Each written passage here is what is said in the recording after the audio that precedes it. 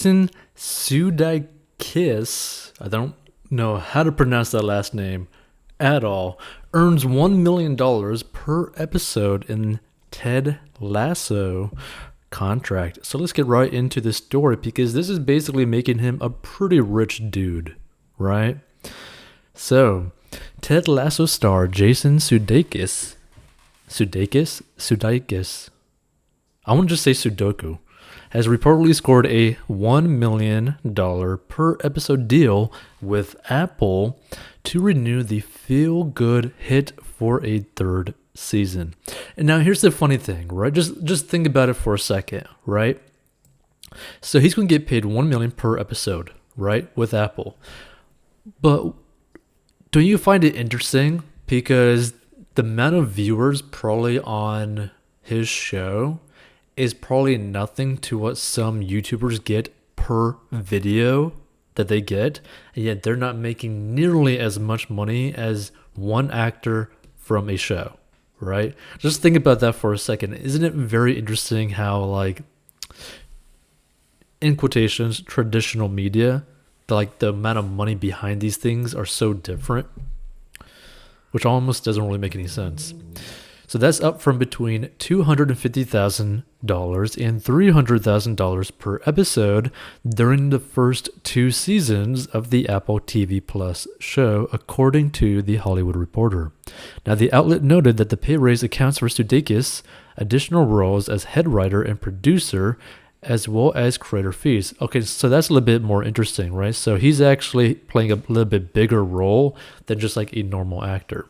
But either way, that's a lot of money, all right? So along with Sudeikis, other actors and writers on the show have also seen significant pay bumps as part of a season 3 push, the report said. Negotiations have been ongoing for the past month or so, THR said, citing sources familiar with the talks. The talks have resulted in key members of the cast, including Hannah Waddingham, Brett Goldstein, June Temple, and Brendan Hunt, all bagging raises that take them from $50,000 to $75,000 per episode to the 6-digit range. Now, the first 2 seasons of the show were a blockbuster hit for Apple TV Plus, the tech giant's initially lackluster effort to compete in the so-called streaming wars. And here's the thing, I mean, Apple TV Plus is probably going to do well, but will never be on the same level as, let's say, like Hulu or Netflix or Disney Plus. It's just not going to be on the same level, right? So the show has garnered 20 Emmy nominations, including Outstanding Comedy Series and a pair of writing mentions. Now, the season 2 premiere also brought in more viewers than any other original Apple TV Plus show, the company said. Now, that's interesting.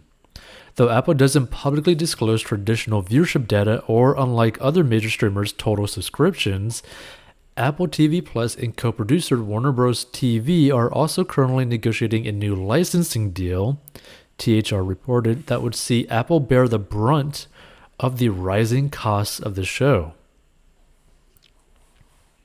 So linear rights to Ted Lasso, which Warner Bros. Retained as part of its seasons 1 and 2 deal, are also central to the negotiations, according to THR.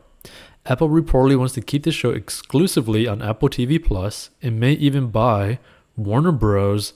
Out of its rights to air reruns of the show on channels like TNT and TBS in coming years. So representatives for Apple and Warner did not immediately return the Post request for comment. So that's also very interesting. But now this is also something to really think about as well, right? This kind of goes to show you like the importance of creating like an evergreen product that can pretty much be used for the end of time, right? Meaning, let's say that they only do 3 seasons. Guess what? They could just end up licensing this thing all over the place and making residual income, making passive income in a sense, forever, right? So Jason Sudeikis could potentially end up earning in the future down the line tens of millions of dollars every single year from shows that he's done now. right? Or in the past, in a way, right? So that makes it very interesting. But here's another thing too, right? A lot of people who might end up stumbling upon this might think like, oh, this is such a lot of money. This is a lot of money, right? The thing is, yes, this is a lot of money, but if he doesn't know how to manage his money, if he basically spends more than he makes, guess what? He's screwed no matter what. And now he's been an actor, I believe, for a while, writer, all that kind of stuff, right? For a while.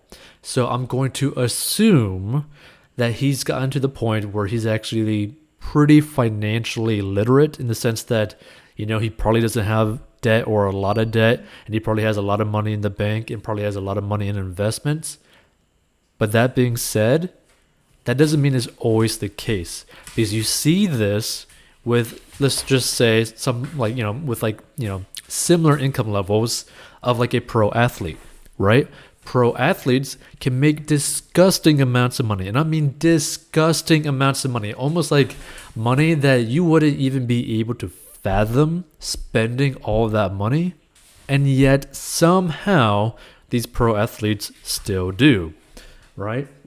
So this kind of goes to show you that like if he is someone who is bad with money or has bad money habits, it doesn't matter how much he makes per episode or how much he makes for the rest of the show and through all the licensing and all that kind of stuff, right? Because if he just doesn't understand the simple concept of spending less than you make, he's screwed no matter what, right?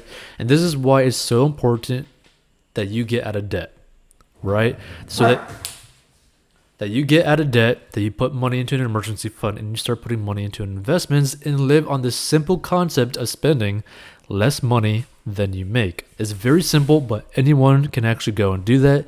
And you can check out 40inbox.com to learn how to master your money and get out of debt regardless of your income level. You don't got to be making $1 million per episode of what you're doing or $1 million per year to get out of debt, have money in the bank, and live a little bit more stress-free life and have a little bit more freedom to basically, in the most simplistic way, right? The most simplistic thought process, right? Imagine just going to the grocery store and not caring about how much you're going to spend on your groceries. You want to get to that point in your life where you're not stressing about how much you're spending on your groceries, right? Like that's what you want to do. You want to be able to fill up your cart and not care, right? Now you don't want to be stupid with your money even then, like later on in life, but you still want to be able to be like, you know what? I'm not going to care about how much I spend going to the groceries this time. I'm just not going to care. And it's not going to affect you in any way. If you're out of debt, you have an emergency fund, and you have some money going into investments. So just keep that in mind. If you want to learn how to do that, go to 40inbox.com because anyone can learn how to do that regardless of the income, and you do not need to be making as much money as him.